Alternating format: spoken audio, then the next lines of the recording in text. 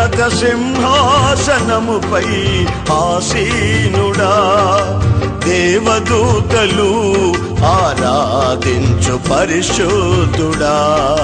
యేసయ్యా నా నిలువెల్ల నిండియున్నావు, నా మనసారని సన్నిధిలో సాగిలపడి నమస్కారము చేసెదా, సాగిలపడి నమస్కారము చేసెదా.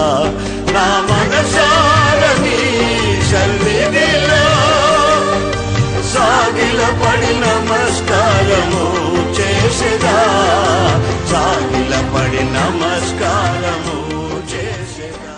ప్రభువైన యేసుక్రీస్తు అతి శ్రేష్టమైన నామాన్ని బట్టి కూడి వచ్చిన మీ అందరికీ ప్రభు పేరట హృదయపూర్వక వందనాలు. దేవుని మాటలు జాగ్రత్తగా విందాం. యెషయా గ్రంథం 30వ అధ్యాయము 19వ వాక్యములోని 2వ లైన్ చదువుకుందాం. జనమా నీవిక ఏమాత్రము కన్నీళ్లు విడువవు, జనమా నీవు ఇక మీదట ఏ మాత్రమును కన్నీళ్లు విడవవు. ఇది ఓ చక్కని దివ్యమైన సందేశం. కన్నీళ్లు విడుస్తున్న జనానికి పరలోకాన్ని నుంచి వచ్చిన కబురు ఇది. ఇక మీదట నీవు కన్నీళ్లు విడవవు అని ఒక జనాంగానికి కబురు వచ్చింది. భూలోకంలో సకల జాతుల వారు ఉన్నారు. ఈ జాతుల లిస్టు చదివితే తారుమారనే గోపురం దగ్గర ప్రారంభమైన జాతుల వివక్షత, ఈ జాతుల విభాగించబడిన అనుభవం అక్కడ ప్రారంభమై చీకటి ఖండాల వరకు, బూది గంతాల వరకు జాతుల ఈ ప్రక్రియ కొనసాగుతూనే ఉంది. అయితే ఒక జనాంగానికి ఈ కబురు వచ్చింది. ఇంతకీ ఆ జనాంగం ఎవరట? ఈ జనాంగాన్ని గురించి ఎన్నో మాటలు విన్నా ఆ అధ్యాయంలో ఆ జనాంగానికి ఉన్న వివరాలేమీ రాయలా, కానీ ఒక్క మాట మాత్రమే రాశాడు. వాళ్ళు ఒక చోట కాపురం ఉంటున్నారట. వాళ్ళ కాపుర స్థలాన్ని మాత్రమే ప్రస్తావించాడు. ఈ రోజున ఆ జనము ఎక్కడ కాపురం ఉందో అక్కడ కూడా నీవు కాపురం ఉంటే, అక్కడే నీ కాపురం పెట్టగలిగితే నీకును కన్నీళ్లకు ముగింపు జరుగునుగాక. మరి ఈ రోజున జనం ఎక్కడ కాపురం ఉంది? కొంతమంది కొండల్లో ఉన్నారు, మంచు కొండల్లో ఉన్నారు, ఎత్తైన కొండల్లో ఉన్నారు, లోయల్లో ఉన్నారు, ఇరుకులో ఉన్నారు, చీకటిలో ఉన్నారు. ఎప్పుడు చూసినా భయంకరమైన ప్రమాదాలు వాటిల్లే అంచుల్లో ఉన్నారు. జనం విరిగిపడే కొండ చర్యల మీద ఉన్నారు. అందరూ ఏదో చోటన కాపురం ఉంటూనే ఉన్నారు. అయితే ఇప్పుడు నీ ఉండవలసింది కాపురం ఎక్కడ? నీ కాపురం సరే అయితే, నీ ఉండే స్థలం సరైంది అయితే ఈ వాగ్దానం నీ పట్ల నెరవేర్చబడునుగాక. మరి ఈ రోజు ఈ మాటలు విన్న తర్వాత అయినా ఇప్పుడైనా కాపురాన్ని మార్చుకుంటావా? నీవు నివసించవలసిన స్థలం ఇక్కడ ప్రస్తావించబడింది. హైదరాబాదులో ఫ్లాట్లు కొనడానికి ఆరాడబడ్డావు, ఒంగోలులో స్థలాలు చూడటానికి ఇష్టపడ్డావు, ఇంచుమించు నేషనల్ హైవే పక్కన స్థలం ఉంటే బాగుండు అనుకున్నావు. అదంతా నీ శారీరకమైన ఆలోచన. కానీ నీ కుటుంబ వ్యవస్థకు, నీ ఆత్మీయ జీవితానికి, నీ సంఘ క్షేమానికి, నీకంటూ హాయిగా బ్రతికే ఒక జీవితానికి అవసరమైన నివాస స్థలం ఒకటి ఉంది. అక్కడ కానీ నీవు కాపురం పెట్టగలిగితే ఆ జనమున కలిగిన దీవెనలన్నీ నీకును, నీ పిల్లలకును, నీ పిల్ల తరానికి ఈ యొక్క దీవెనలు కలుగునుగాక. ఆ స్థలం పేరేమిటో పై లైన్లో రాశాడు, చదవండి. సియోనులో యెరూషలేములోనే ఒక జనము కాపురముండును. అది చాలా విలువైన మాట. ఎన్నిసార్లు ఈ వాక్యాన్ని చదివాం, ఎన్నిసార్లు సందేశాలు విన్నాం, ఎన్నిసార్లు దీని గురించిన వ్యాఖ్యానాలు దైవజనులు చేయగా ఆలకించాం. మరి ఈ రోజున ఈ మాట వింటుండగా నీ జీవితంలో నీ కాపురము ఎక్కడ? బైబిల్లో రాయబడిన కొన్ని మాటలు మనం గమనిస్తే లోతు కూడా కాపురం పెట్టాడట. ఎక్కడ కాపురం పెట్టాడో తెలుసా? ఎక్కడ మెరుస్తుందో, ఎక్కడ వెలుస్తుందో, అది మెరుపుని, అది వెలుస్తుందని తెలియక అక్కడికి వెళ్ళి కాపురం పెట్టాడు. కానీ కూడగట్టిందేముంది? కూతుళ్ళు కాపురాలు ఏమయ్యాయి? ఈ రోజున బాగా ఆలకించండి. కొన్నిసార్లు అబ్రాహం వంటి వారు, ఇసాకు వంటి వారు కూడా కాని దేశానికి వెళ్ళి ఐగుప్తులోను, కాదనుకుంటే దేవుడు అసహించుకునే జాతుల మధ్యలో వాళ్ళు కాపురం ఉన్నట్టుగా మనం గమనిస్తున్నాం. ఆ తర్వాత వాళ్ళ ఇంట్లో వచ్చిన సమస్యలు ఎంత దారుణమో తెలుసా? భార్య ఒక చోట, భర్త ఒక చోట ఉండే ఒక వేదనకరమైన పరిస్థితి వచ్చింది. ఆ రాజు తర్వాత పలకరించి వివరాలు సేకరించి వాళ్ళిద్దరినీ కలిసి కాపురం చేసుకోమని పంపిన చరిత్ర రాయబడుతుంది. కొంతమంది కాపురం ఉన్నారట. వాళ్ళు ఎక్కడున్నారో తెలుసా? బబులోను నదుల యొద్ద కాపురం ఉండి వాళ్ళ దగ్గర ఉన్న విలువైన వస్తువులు, పరికరాలు, నాదం చేసే వాయిద్యాలు నిరవంజ చెట్లకు తగిలించి బబులోను నదుల యొద్ద ఆ గట్టుల మీద వారు కాపురం ఉండిరి అనే మాట రాయబడింది.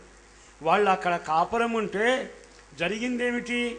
అందరూ వచ్చి ఒక పాట పాడవా, ఒకసారి సాక్ష్యం చెప్పవా, ఒక్కసారి వాక్యం చెప్పవా అని అడుగుతుంటే, అయ్యా మేమా సమస్తాన్ని కోల్పోయిన వాళ్ళం, సితార వాడుక తప్పిపోయింది, శక్తిహీనమైపోయాం అంటూ వాళ్ళు నిట్టూర్పులు విడిచిన చరిత్ర వారు కాపురమున్న స్థలంలో మనం వింటూనే ఉన్నాం. వాళ్ళేమో నిరవంజి చెట్ల దగ్గర ఉంటే, వీళ్ళేమో కాని దేశంలో ఉంటే, వాళ్ళేమో ఊరి గవిని దగ్గర ఉంటే, వీళ్ళేమో అది ఆ భయంకరమైన మెరిసి వెలిసిపోయే ఆ చూడముచ్చడగా ఉన్న నీరు పారుతున్న తోటలాగా ఉన్న ప్రాంతానికి లోతు కాపురం పెట్టాడు. ఇలా చదువుకుంటూ వెళితే కాపురం చాలా విలువైంది. నువ్వు కాపురం ఉండవలసిన స్థలం చాలా విలువైంది. ఎక్కడో చోట్లే ఎలాగోలా బతుకుతాను అని నువ్వు సరిపెట్టుకుని నడవలసిన అవసరం దేవుడు ఎప్పుడూ నిర్ణయించాల.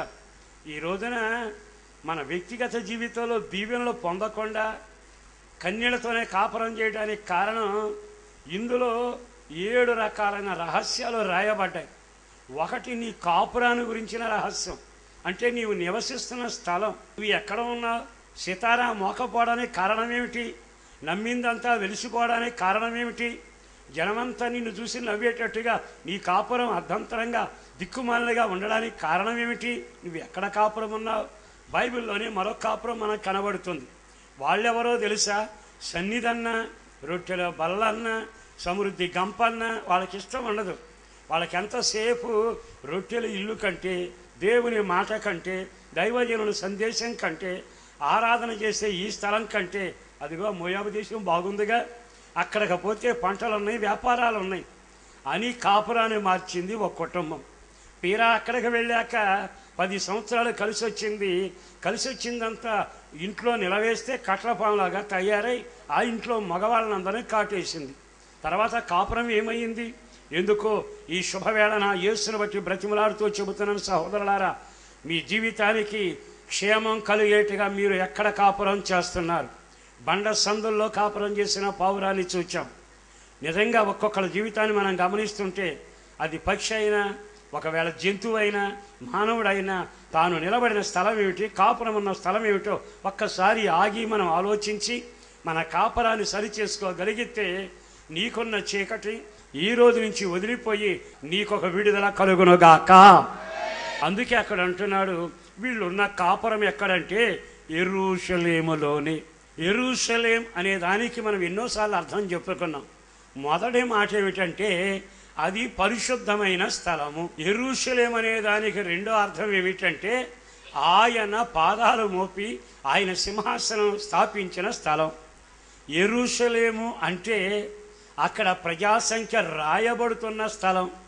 యెరూషలేము అంటే దేవుడు తన ప్రజలతో నివసించే స్థలం అనే విషయాన్ని గమనించాలి. అంటే నీవు కాపురం ఉండవలసింది ఎక్కడ? నీ జీవితంలో ఐగుప్తు దేశంలో కాదు, చలి మంటల దగ్గర కాదు, ఊరి గవిని దగ్గర కాదు. దేవుడు ఎక్కడ నివసిస్తాడో ఆ స్థలంలో నీ కాపురం ఉండునుగాక. మొదటిది పరిశుద్ధత, రెండవది ఆయన సన్నిధి, మూడవది ఆయన సింహాసనం ఉండే స్థలం, నాలుగవది ప్రజాసంఖ్య రాయబడే స్థలం. ఇది మనం గమనించి ఇక్కడ మనం చేర్చబడితే, ఇక్కడ మన కాపురం పెట్టగలిగితే నీ జీవితంలో మునిపెన్నడూ చూడని అద్భుతాలు ఈ రోజు నుంచి నీవు చూడబోతున్నావు. నిజంగా ఎంతో చక్కని వాగ్దానం అండి. మరి ఈ రోజున నేనెక్కడ కాపురం ఉన్నానని ఎప్పుడైనా ఆలోచించావా? పరిశుద్ధతలో ఉంటే యెరూషలేము అంటే పరిశుద్ధమైన భూమి, అది పుణ్యభూమి, అది దేవుడు ఏర్పాటు చేసుకునే స్థలం. పరిశుద్ధత అనేది యెరూషలేముకు సరి అయిన పదం. ఈ రోజైనా నిజంగా నా కాపురం పరిశుద్ధతలో ఉందా? ఈ పరిశుద్ధత నువ్వు తెచ్చుకోలేవు, ఈ పరిశుద్ధత నువ్వు ప్రారంభించలేవు. ఈ పరిశుద్ధత కలిగేటట్టుగా నీ కొరకు నా కొరకు 2000 సంవత్సరాల క్రితమే నా దేవుడు శిలువలో తన అమూల్యమైన రక్తాన్ని కార్చాడు. ఆ రక్తం ద్వారా కడగబడిన వాళ్ళందరికీ ఈ పరిశుద్ధత నివాసంగా మారునుగాక. అక్కడ ఆయన సింహాసనం ఉంటుంది. మనం ఎక్కడ కాపురం ఉన్నాము అని చెబితే, అయ్యా నేను ఆయన సన్నిధిలో కాపురం ఉన్నానయ్యా. మీరు బైబిల్లో అనేక సార్లు చదివారు కదా. ఏలి అనే దైవజనుడు అంటాడు, నేను ఎవరి సన్నిధిలో నివసించాను, ఎవని సన్నిధిలో నిలబడ్డాను, ఎవని సన్నిధిలో ఉండి పలుకుతున్నాను అంటే నేను నా దేవుని సన్నిధిలో ఉన్న వ్యక్తిని. ఈరోజు ఈ మాటలు వింటున్న తర్వాత మీకు నాకు ఇదొక ఆనవాయితైన పాట. నేను సన్నిధిలో ఉన్నానండి. మీరంటారు నేను సన్నిధిలో ఉన్నాను. మరి సన్నిధిలో ఉన్నవానికి ఓ చక్కని మాట ఉండాలిగా. నేను సన్నిధిలో ఉన్నాను అంటే ఏలియా నా పక్కన నిలబడ్డాడు. ఏలియా నా పక్కన నిలబడి ఏం మాట్లాడుతున్నాడు? ఎవని సన్నిధిలో నేనున్నాను, ఆ జీవం కలిగిన దేవుని తోడు. అంటే నేను ఎవరి సన్నిధిలో ఉన్నానో తెలుసా? జీవం కలిగిన దేవుని సన్నిధిలో ఉన్నాను. నేను సన్నిధిలో ఉండటం మొదలుపెట్టాను కనుక నేను చెప్పునిదేమనగా అని అనలేక, నా మాట సాగునుగాక అని పలకనేక, ఇక్కడ నా దేవుని మాటే సాగునుగాక, నా దేవుని మాట ప్రకారమే నేను మాట్లాడుదునుగాక, నా దేవుడు చెప్పిందే నీకు చెప్పుదునుగాక. నిజంగా ఒక్కసారి మన జీవితంలో సన్నిధిలో ఉన్నానని సంకలగొట్టుకున్నా, సంబరపడిపోయినా, మనడోలు మనం వాయించుకున్నా అది వేదనకరం. నిజంగా నీవు దేవుని సన్నిధిలో ఉన్నవాడవైతే నీ వ్యక్తిగత జీవితంలో ప్రతి క్షణం దేవుని సన్నిధిని ఎత్తి చూపుదువుగాక. దేవునికే మహిమ కలిగేట్టుగా నేను తగ్గవలసి ఉన్నది, నా దేవుడు హెచ్చవలసి ఉన్నదనేటట్టుగా సన్నిధిలో నీవు మరుగు చేయబడుదువుగాక. ఈ రోజున ఆ యెరూషలేములో కాపురం ఉండక అన్నిటికీ నేనే కనబడుదును, అన్నిటికీ నేనే కనబడుదును. నేను సెలవిచ్చినదేమనగా, దైవజనుడుగా నేను చెబుతున్న మాట ఏమనగా అంటే నువ్వు ఎవరి సన్నిధిలో లేవన్నమాట? దేవుని సన్నిధిలో లేవు. దేవుని సన్నిధిలో ఉంటే నువ్వు మరుగవుతావు, దేవుడు మెరుగవుతాడు. నువ్వు దేవుని సన్నిధిలో ఉంటే నీ మాట ప్రకారం గాక నా దేవుడు సెలవిచ్చినదేమనగా, నా దేవుడు పలుకుతున్నదేమనగా, నా దేవుడు నీకు చెప్పమన్నదేమనగా, నా దేవుడు ప్రవచించింది ఏమనగా, నా దేవుడు నాకు వినిపించింది ఏమనగా, నా దేవుడు నా నోట ఉంచిన మాట ఏదనగా, ఒక్కసారి ఆ మాట వింటున్న తర్వాత నిజంగా నీ నోట్లో దేవుని సన్నిధిలో ఉన్నవాని అనుభూతి కనబడుతుందా? మరి యెరూషలేములో కాపురం ఉన్నావా? యెరూషలేములో కాపురం ఉండడం అంటే దేవుని చిత్తానుసారమైన ఆయన సన్నిధిలో నీవు తగ్గుతూ దేవుడు మాత్రమే మహిమ పరుస్తూ నీ నోట ఆయన అగ్ని వంటి మాటలు ఉంచితే నువ్వు సన్నిధిలో నిలబడ్డ వ్యక్తివి అని రెండో ఆనవాలు. మూడవది, అక్కడ ఆయన సింహాసనం ఉంటుందట పరిశుద్ధ స్థలములో. ఆయన సింహాసనం అనే దానికి సంకేతం ఏమిటంటే ఆయన అధికార దండం. ఆమేన్. అంటే నువ్వు ఇప్పుడు ఎక్కడ కాపురం ఉన్నావు? అయ్యా నా దేవుని దండం ఉండే సింహాసనం ఉందే, అక్కడ నేనున్నాను. నా జీవితం, నా పిల్లల జీవితం, నా కుటుంబ జీవితం, వీటన్నిటికీ అవసరమైన శాసనాలనైనా అధికారాన్నైనా అదిగో ఆ సింహాసనం నుండి నా కొరకు బయలుదేరును. అంటే నీ జీవితంలో దేవుని అధికారమే నెరవేర్చబడునుగాక. మీకు బాగా అర్థమయ్యే తేలిగ్గా నేను చెప్పగలిగిన మాట, ఒక వ్యక్తి యెరూషలేములో కాపురం ఉంటే మొదటిది పరిశుద్ధతలో ఉంటాడు. రెండవది, ఒక మనిషి దేవుని సన్నిధిలో పరిశుద్ధమైన అనుభూతిలో యెరూషలేములో కాపురం ఉన్నాను అని చెప్పగలిగితే అక్కడ దేవుని సన్నిధిలో ఎదిగిన అనుభూతిని కలుగునుగాక. ఎదిగిన దానికి గుర్తేమిటంటే నువ్వు మన్నవుతానే ఉంటావు, దేవుడు మహిమ పొందుతానే ఉంటాడు. నువ్వు మరుగవుతానే ఉంటావు, దేవుడు మెరుగవుతానే ఉంటాడు. నువ్వు తగ్గించబడుతుంటావు, దేవుడు హెచ్చించబడుతుంటాడు.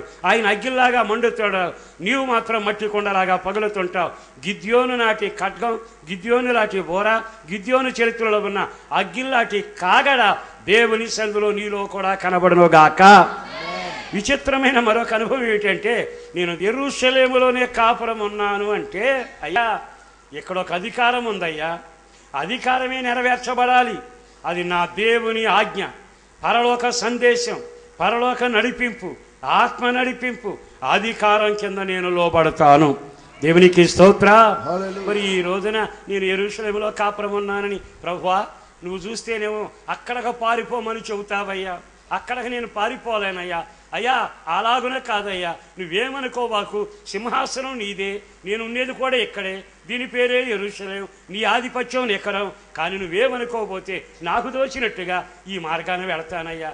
అది గరుగ్గా ఉంటుందయ్యా, అది మెరగ్గా ఉంటుందయ్యా, అది కొంచెం ఇబ్బందిగా ఉంటుందయ్యా, నాలాటోడికి వయసు మళ్ళీనోడికి అస్సలు కుదరదయ్యా, నా మాటకి నీటి వెళ్తానయ్యా. అంటే నువ్వు నిజంగా దేవుని అధికారం కింద బతుకుతున్నావా?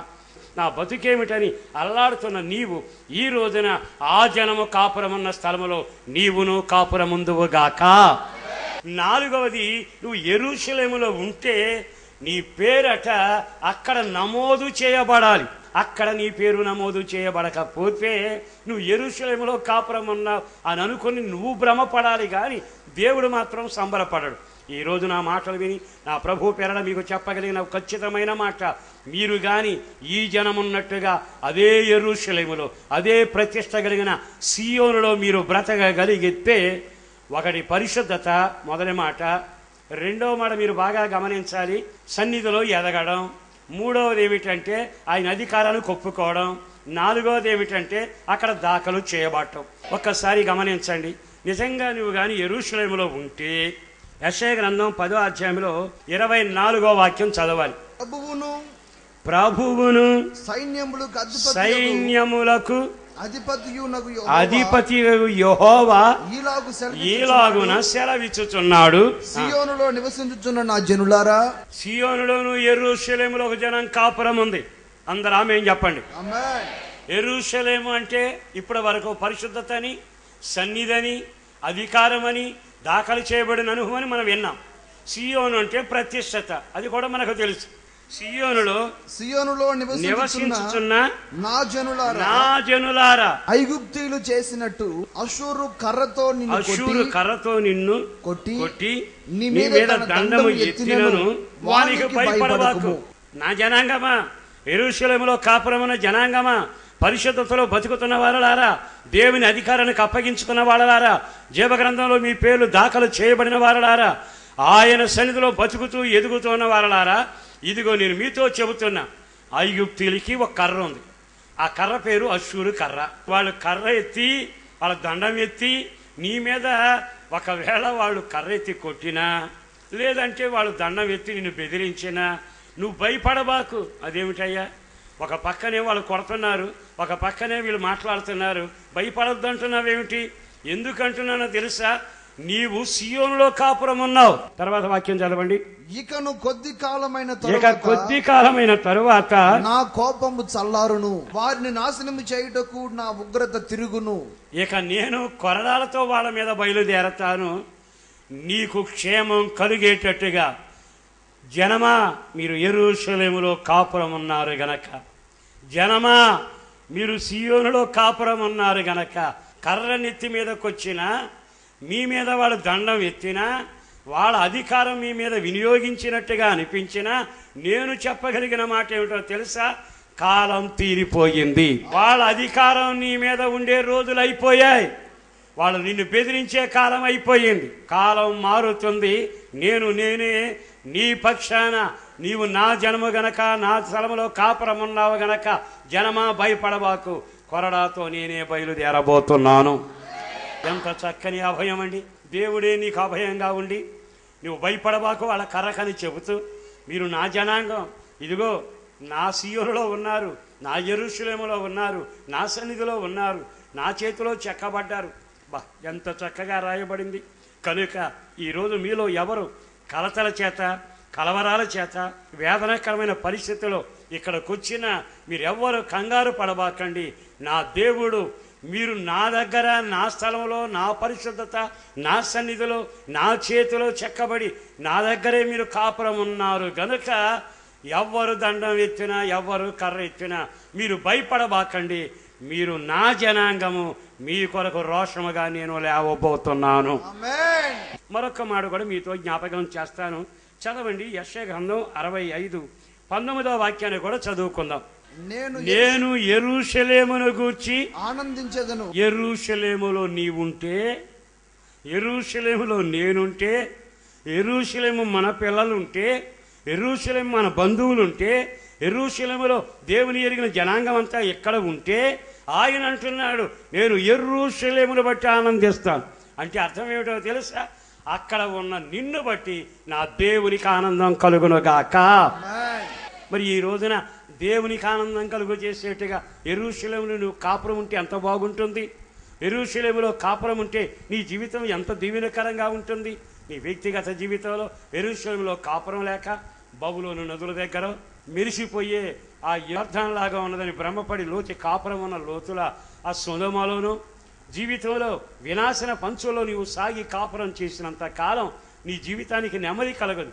ఈ రోజైనా నీ కాపురాన్ని మార్చుకోవడానికి అయ్యా ఇప్పటి వరకు దోపిడీల స్థలములోను, పాపుల మార్గములోను, అపహాసకుల చోట్లోను, చలిమంటల చోట్లోను, ఊరి రాజకీయాల గవినని చెప్పబడిన లోతు గవినులో ఇంతకాలం ఉన్నానయ్యా, దయచేసి నన్ను క్షమించు ప్రభువా. ఇక పరిశుద్ధమైన నీవు నియమించిన ఆ నివాసమైన యెరూషలేములో నేను కాపురం ఉంటానయ్యా అని ఈరోజు పాపాన్ని, పాపభూయిష్టమైన జీవితాన్ని, లోకాశను, చీకటిని, ఆ కార్యాలని తెగతెంపులు చేసుకొని నీవు కానీ యెరూషలేములో కాపురం పెట్టగలిగితే, అక్కడ నీ నివాసం కట్టుకొనగలిగితే, అక్కడ బండ మీద నీ పునాది వేయగలిగితే నిశ్చయముగా నీ తల మీద ఆయన సంతోషాల చేత ఒక కిరీటాన్ని అల్లిపెట్టునుగాక. అన్నిటికంటే విశేషంగా నీ జీవితంలో నిన్ను బట్టి నా దేవునికి సంతోషం కలుగునుగాక. ఈ మాటలు విన్నాక అయ్యా ఇంతకాలం లోతులాగా ఊరి గవినులో ఉన్నానయ్యా, పేతురులాగా చలిమంటల దగ్గర కాపురం ఉన్నానయ్యా, ఐగుప్తు దేశంలో అబ్రహాంలాగా కాపురం ఉన్నానయ్యా, బబులోను నదుల దగ్గర కాపురం ఉన్నానయ్యా, జీవితంలో మెరిసే పట్టణాన్ని చూసి మోసపోయిన లోతులాగా కాపురం ఉన్నానయ్యా. ఈరోజే నా కాపురాన్ని మార్చుకుంటా, ఈరోజే బండైన నీ దగ్గరకు వస్తా, ఈ పరిశుద్ధతను నేను బ్రతుకుతా, ఇక్కడే ప్రతిష్ఠించబడతా, ఇక్కడే నా కాపురం ఉంటుంది, ఇక నా జీవిత కాలం దేవుని సందులోనే నేను కాపురం ఉంటానని ఒక తీర్మానం చేయగలిగిన వాళ్ళంతా మోకరించాడు. ప్రభువా, యెరూషలేములో కాపురం ఉన్న ప్రజలకు కలిగే ఆ దీవెనలని నాకు కలగాలయ్యా, నా పిల్లలకు కలగాలయ్యా, నా సంఘానికి కలగాలయ్యా, మరి ముఖ్యంగా నాకు కలగాలయ్యా. ఏదో బతుకుతున్నానయ్యా, ఎక్కడెక్కడో అపవిత్రమైన స్థలాలలో నేను కాపురం ఉన్నానయ్యా. యెరూషలేములో పవిత్రతలు, ప్రతిష్టతలు, ఆధిపత్యములు నీ అధికారం కింద, నీ సింహాసనం దగ్గర, నీ సన్నిధిలో నేను నివసిస్తానయ్యా. అక్కడ నేను కాపురం ఉంటానయ్యా. నా స్థలాన్ని మార్చుకుంటున్నానయ్యా. గుడ్డివాడు లేచినట్లుగా ఆ స్థలాన్ని వదిలిపెట్టి లేచి వస్తున్నానయ్యా. ఇదిగో నిత్యముగా మోయాబులో కాపురం ఉన్న వాళ్ళు లేచి వచ్చిన రూతులాగా నేను లేచి వస్తున్నానయ్యా. నిత్యముగా నీ దగ్గరకు వస్తున్నానయ్యా. తప్పిపోయిన కుమారులాగా లేచి నీ దగ్గరకు వస్తున్నానయ్యా. అయ్యా నన్ను కనికరించవా. నోరు తెరవండి, కన్నీటితో ప్రార్థన చేసుకుందాం.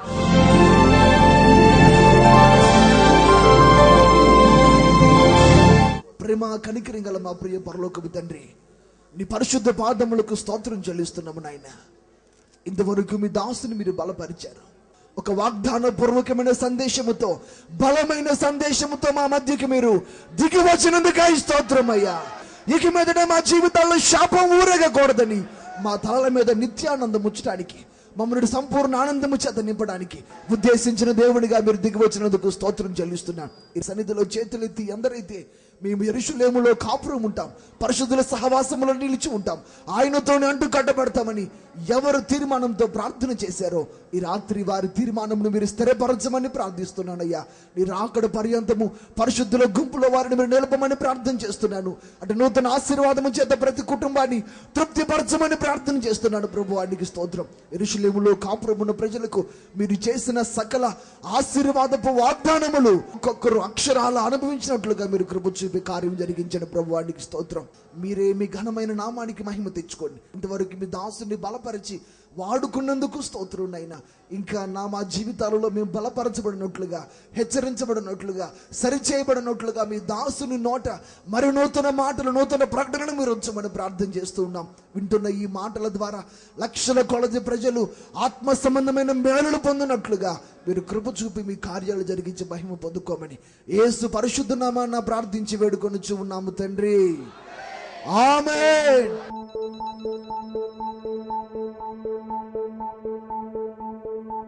దేవుని నామానికి వందనాలు చెల్లించుకొంచున్నాను. అలానే ఈ అవకాశం ఇచ్చినటువంటి అయ్యగారు అమ్మగారు కూడా నా హృదయపూర్వక కృతజ్ఞతలు తెలియజేస్తూ ఉన్నాను. నా పేరు ఏ ఝాన్సీ రత్నాదేవి, మాది ఖమ్మం జిల్లా. 2009లో నేను జిల్లా డిఈఓగా పనిచేసే సమయంలో కొన్ని హై స్కూల్స్కి రికగ్నిషన్ పర్మిషన్ ఇవ్వడం జరిగిందండి.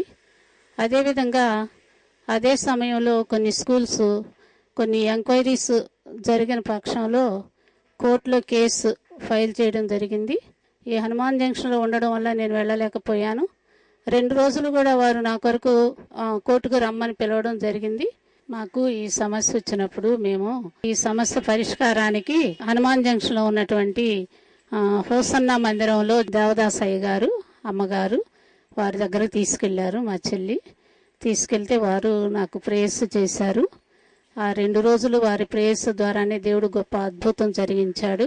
దేవుని కృప వల్ల వారు నన్ను పిలవకుండా మిగిలిన వారిని అందరినీ అంటే నాకంటే పై అధికారులని పిలవడం జరిగింది, నాకంటే క్రింద అధికారులు కూడా పిలవడం జరిగింది. దేవుడు నన్ను మాత్రం కోర్టుకి వెళ్లకుండా దేవుడు నాకు కృప చూపించారు. ఇది గొప్ప అద్భుతం అనే నేను దేవునికి వందనాలు తెలియజేస్తున్నాను. అలానే నా కొరకు ప్రార్థించినటువంటి అమ్మగారు అయ్యగారు వారికి కూడా నా కృతజ్ఞత వందనాలు తెలియజేస్తున్నాను. ఇలానే దేవుడు ఎన్నో గొప్ప అద్భుతాలు మా జీవితాల్లో కూడా చేయడం జరిగింది. ఈ సంఘంలో కూడా గొప్ప గొప్ప కార్యాలు దేవుడు చేస్తున్నాడు. కాబట్టి నా కొరకు ప్రార్థించినటువంటి అమ్మగారికి అయ్యగారికి కూడా నా కృతజ్ఞతాస్తుతులు చెల్లిస్తూ ఈ కొద్ది సాక్ష్యాన్ని దేవుడు దీవించాలని కోరుతూ ముగిస్తున్నాను. స్త్రీల కూడిక ప్రతి బుధవారం ఉదయం 11 గంటల నుండి 3 గంటల వరకు హోసన్న మందిర్ హనుమాన్ జంక్షన్ నందు జరుగును. ఈ యొక్క కూడికలో దైవజనురాలు వాక్య పరిచర్య చేసి మీ కొరకు ప్రార్థించెదరు. అందరూ ఆహ్వానితులే. పరిశుద్ధాత్మ స్వస్థత కూడిక ప్రతి శనివారం రాత్రి 7 గంటల నుండి 9 గంటల వరకు హోసన్న మందిర్ హనుమాన్ జంక్షన్ నందు జరుగును. మీ అందరికీ ప్రేమపూర్వక ఆహ్వానం. ఆరాధనా సమయములు. మొదటి ఆరాధన ప్రతి ఆదివారం ఉదయం 8 గంటల నుండి 10 గంటల వరకు Hosanna Mandir Ramayammapeta junction road Nuzvid నందు జరుగును. రెండవ ఆరాధన ఉదయం 10 గంటల నుండి 1 గంట వరకు హోసన్న మందిర్ హనుమాన్ జంక్షన్ నందు జరుగును. మీ ప్రార్థనావసతుల కొరకు మమ్ములను సంప్రదించవలసిన మా చిరునామా పాస్టర్ దేవదాస్ గారు, hosanna Mandir, Nuzvid road, Hanuman junction. మా ఫోన్ నెంబర్ 9440772772 9032772772.